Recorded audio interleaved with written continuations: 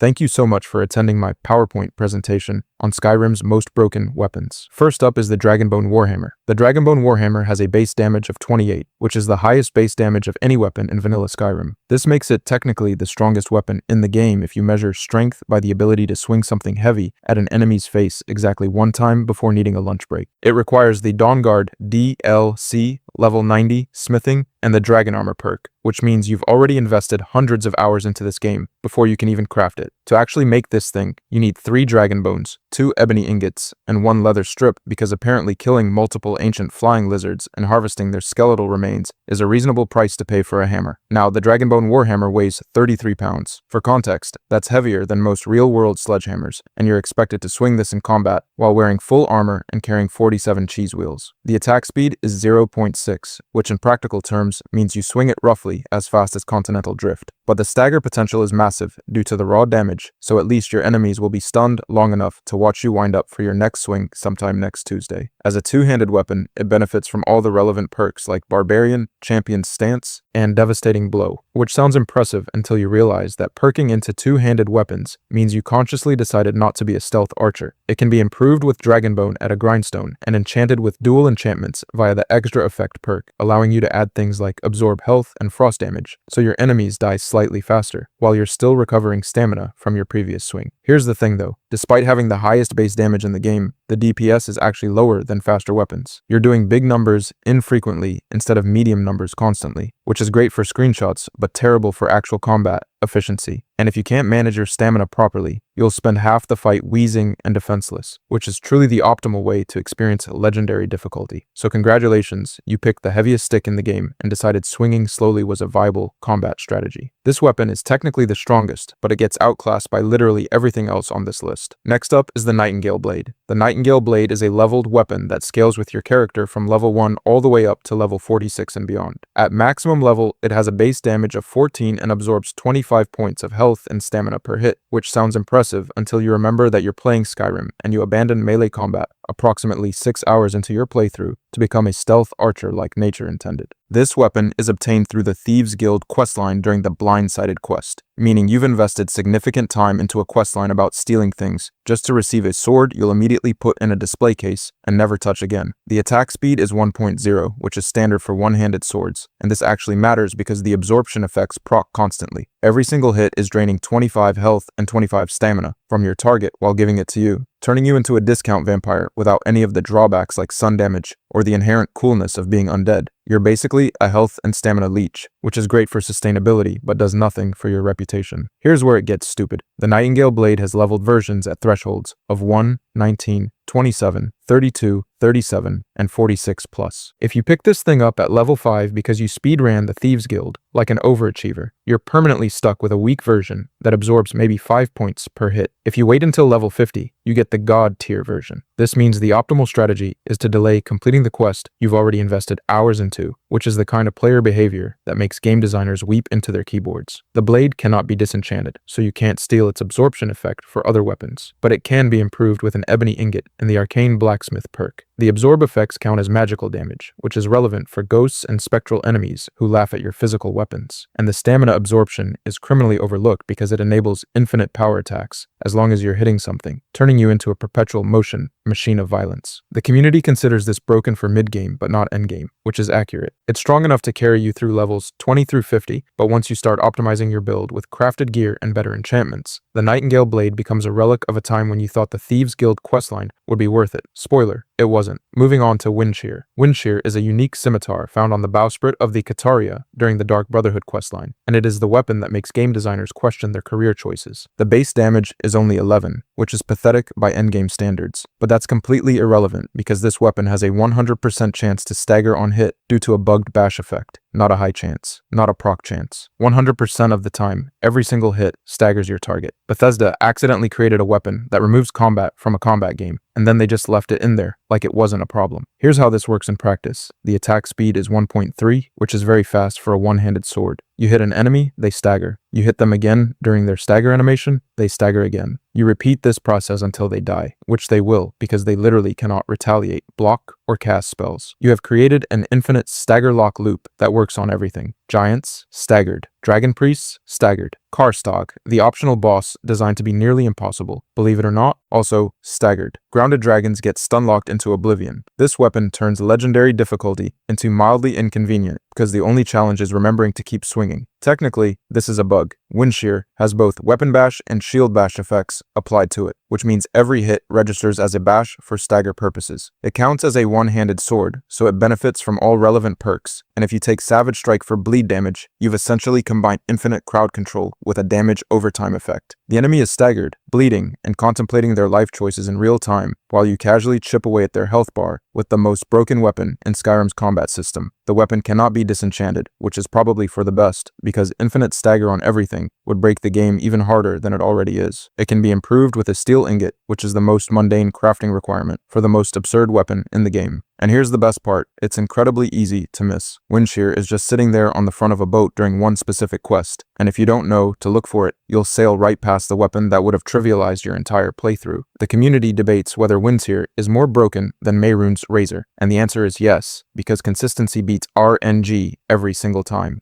You literally cannot lose a 1 versus 1 fight with this weapon unless you deliberately stop attacking, which means the only enemy in Skyrim is your own self-control. Next up is Mehrunes' Razor. Mehrunes' Razor is a Daedric artifact dagger obtained from the Pieces of the Past quest, and it represents the casino slot machine approach to combat. The base damage is 11, which is standard for daggers and completely irrelevant to why this weapon is on this list. The gimmick is simple. Mehrunes' Razor has a 1.98% chance to instantly kill any enemy on hit, not deal massive damage, not reduce their health to 1. Instantly kill them, regardless of their current health, armor rating, difficulty setting, or level. The entire strategy is keep stabbing until RNG decides you win, which is a perfectly reasonable combat system if you've abandoned all hope of skill mattering. The attack speed is 1.3, same as Wind Shear, which is very fast for a dagger. This matters because you're essentially rolling the dice 1.3 times per second, and 1.98% equals roughly 1 in 50.5 hits. Mathematically, if you're attacking continuously, you can expect an instant kill approximately every 35 seconds. In practice, 1.98% feels like 0% when you're fighting a Dragon Priest and desperately need it to proc, and it feels like 100% when you're just trying to farm leather from a mud crab and accidentally erase it from existence. Congratulations, you turned Skyrim into XCOM, but with worse odds. The instant kill chance is not affected by difficulty, armor, or level, which means it works on mammoths, giants, dragon priests, and other boss enemies that would normally take minutes to kill. It does not work on essential NPCs, some quest-specific enemies, Karstog, Mirak during his quest phases, the Ebony Warrior sometimes depending on the phase of the moon, and dragons because they have blanket instant kill immunity. But for everything else, you're one lucky proc away from skipping the entire fight.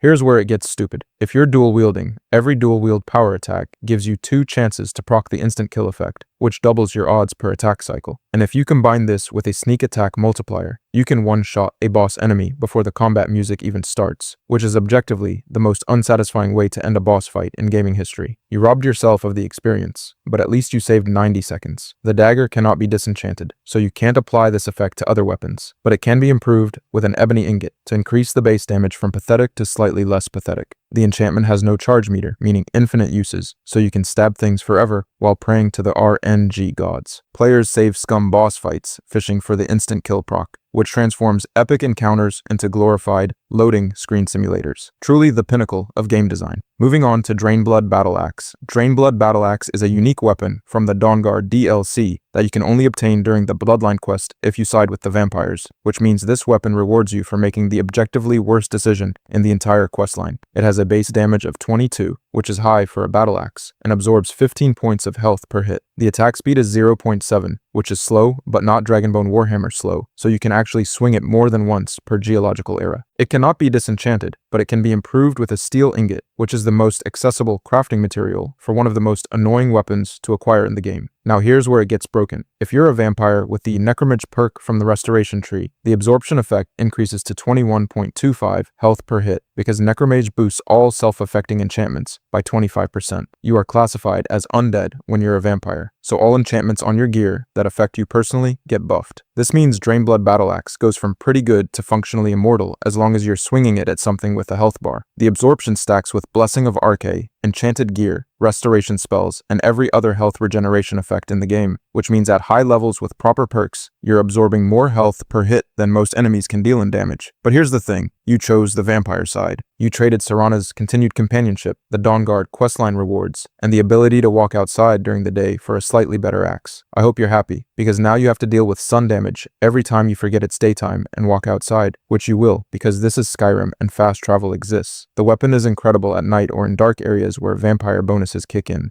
and it becomes substantially less incredible when you burst into flames because you wanted to visit a shop at noon. Combined with healing spells, this weapon creates literal immortality in most fights. You're swinging an axe that heals you for 21.25 health per hit at a rate of 0.7 attacks per second, which is 14.875 health per second, assuming continuous attacks. Throw in any restoration magic and you've created a feedback loop where you cannot die unless you deliberately stop attacking. The community considers this top tier for vampire tank builds, which is code for unkillable but extremely annoying to play. The axe also looks amazing with its blood red blade, but you'll never actually see it because you're playing in first person like a normal person. So all that visual design is wasted on your peripheral vision. And if you sided with the Dawnguard instead of the vampires, this weapon is permanently missable, which means you made the correct narrative choice but locked yourself out of a broken axe. Truly a challenging decision. Next up is the wooden sword. This isn't actually about the wooden sword itself. This is about any weapon in Skyrim being turned into a weapon of mass destruction through the Fortify Restoration glitch, which is the most famous exploit in the game and the reason Bethesda's QA team pretends not to know what exponential growth is. The exploit works like this. Fortify Restoration potions increase the magnitude of active enchantments on your gear, including Fortify Alchemy enchantments. So you wear Fortify Alchemy gear, make a Fortify Restoration potion, drink the potion, remove and re-equip your Fortify Alchemy gear, which is now stronger, make a stronger Fortify Restoration potion, and repeat until you've broken mathematics. Eventually, you create Fortify Smithing or Fortify Enchanting potions with millions of % increases. You can then improve weapons to absurd damage values or apply enchantments that deal thousands of points of damage per hit. A wooden sword, which normally does 4 base damage and exists purely as a joke item, can be improved to deal 10,000 plus damage with this exploit. Congratulations, you broke the game so thoroughly that you're one-shotting Alduin with a practice weapon designed for children to play with. I'm sure that's exactly the experience Bethesda intended. The loop is theoretically unlimited, but it is capped by integer overflow at absurdly high numbers, at which point the game crashes because you've exceeded the maximum value the engine can process. But before you hit that limit, you can create armor with millions of defense rating, potions worth hundreds of millions of gold, and weapons that mathematically shouldn't exist. The Fortify Restoration effect works on all Fortify skill enchantments, not just restoration magic, which is why this exploit breaks every crafting system in the game simultaneously. And if you're a vampire with the Necromage perk, the loop becomes 25% more broken, because Necromage buffs all self-affecting magic. The community calls this the Resto Loop or Fortify Restoration glitch, and Bethesda has never patched it. It still works in the Anniversary Edition. They looked at players spending 45 minutes doing alchemy loops to create god-tier equipment and said this is fine before moving on to Starfield. You can create a fork that deals 50,000 damage per hit, which is a popular speedrun challenge where players kill Alduin with utensils. You essentially turned Skyrim into Cookie Clicker, but with more mammoths and significantly worse UI. Here's the thing though, this exploit makes every other weapon on this list look balanced. Windshear's Infinite Stagger? Cute. Maroon's Razor's Instant Kill Chance? Adorable. You're wielding a weapon that deals more damage than the total health pool of every enemy in the game combined. And then you complain the game is too easy, which raises a philosophical question. Is it really broken if you have to deliberately break it yourself? The answer is yes, but you're the one who chose to do it. So the existential crisis of having infinite power and nothing challenging to use it on is entirely your fault. Technically, this works with any weapon. The wooden sword is just the funniest example, because it highlights how thoroughly you've destroyed the game's balance. Moving on to Bound Bow. Bound Bow is a conjuration spell that summons a Daedric quality bow for 120 seconds, and it is the reason Bethesda looked at the stealth archer problem and said, let's make it easier. The base damage is 18, which is equal to a Daedric bow, and it also summons 100 Daedric arrows automatically every time you cast it. This means you have a weapon that is literally free, requires no ammunition management, weighs nothing when not summoned, and is better than 99% of physical bows in the game. The spell costs 92 magicka to cast, which is trivial with even basic magicka regeneration, and it can be dual cast for longer duration if you somehow need more than 120 seconds of infinite arrows. With the Mystic Binding perk from the Conjuration tree, the damage increases to the equivalent of an improved Daedric bow, which means you're getting endgame tier equipment without ever visiting a blacksmith or spending a single perk point in smithing.